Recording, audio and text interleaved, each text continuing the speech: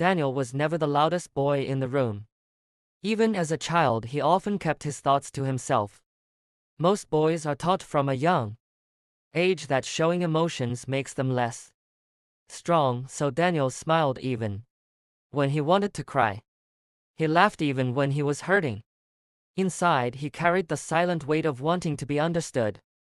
Growing up, his father believed in discipline, not vulnerability. Be tough, son.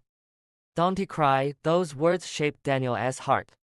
He learned to nod, to hide, to hold in everything he felt.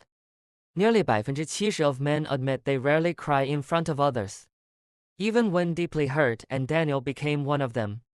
At school, Daniel was bright but quiet. He was the kind of student teachers admired, silently, never loud. Never seeking the spotlight, but always attentive. Many boys under pressure show their intelligence through silence rather than words. And Daniel was no exception. At 14, his heart learned something new. Her name was Elena. She had a smile that made the classroom lighter. And Daniel admired her from afar. Boys often fall in love silently, sometimes admiring someone for years without speaking a word. Daniel did exactly that. He walked home every day imagining conversations with her that he never had, replaying her smile in his head. Men replay moments with their crushes more often than they admit. And Daniel did it every night.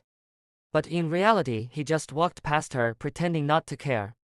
He carried his hidden heart like a secret he couldn't share. Even his best friend Ryan never knew. Men often hide pain even from their closest friends, fearing judgment, and Daniel lived that truth every day. High school brought pressure, grades, sports, reputation. He pushed himself harder, chasing approval he wasn't sure he even wanted. Many men measure their worth by achievement, not emotions. When he failed his first big exam, he laughed it off as a joke. But that night alone, he punched his pillow until his hands hurt. Men are more likely to release emotions through anger than tears. And Daniel lived with that silent fire. He made it to university, far from home, thinking distance would free him from expectations. But new ones appeared: independence, survival, competition. Many men feel lost in their early 20s but rarely admit it. Daniel scrolled through social media one evening and saw Elena smiling with someone else. His heart ached quietly. Men remember their first crush much longer than women typically do. And Daniel carried Elena in his mind like a ghost. He dated casually, but it never lasted. Every girl left him with the same words. You don't talk about your feelings. Men are more likely to lose relationships because of emotional unavailability. Daniel didn't know how to explain what he had never been taught.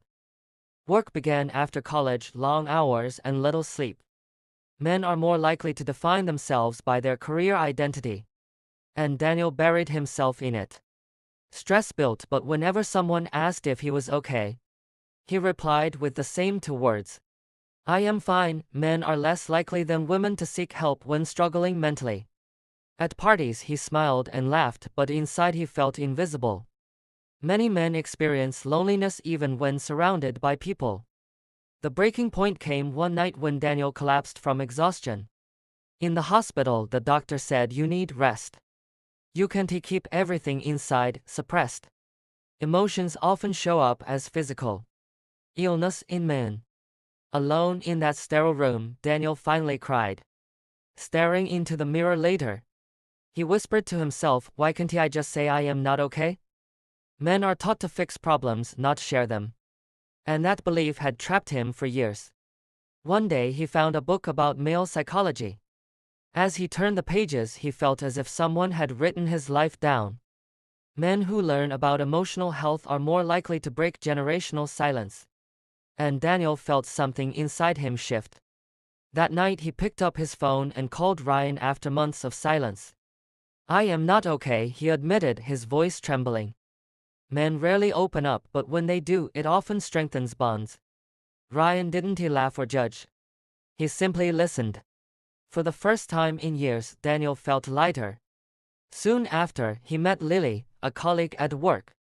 She was different. She didn't just ask, how are you? She asked, "How are you really?" That sincerity disarmed him. Men fall deeply for women who make them feel safe emotionally, and Lily did just that. Slowly, Daniel began to open up. He told her about his past, his silence, his fears. She didn't judge. She simply held his hand. Vulnerability increases intimacy more than physical attraction alone.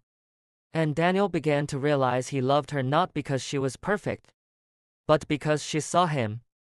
Men often fall in love with the woman who accepts their flaws. Still, fear crept in. What if I am not enough? Many men struggle with silent self-doubt even when they appear confident. But instead of running, Daniel chose to face it. He admitted his insecurities, and Lily didn't walk away. Men who share insecurities in relationships build stronger bonds. And theirs became unbreakable.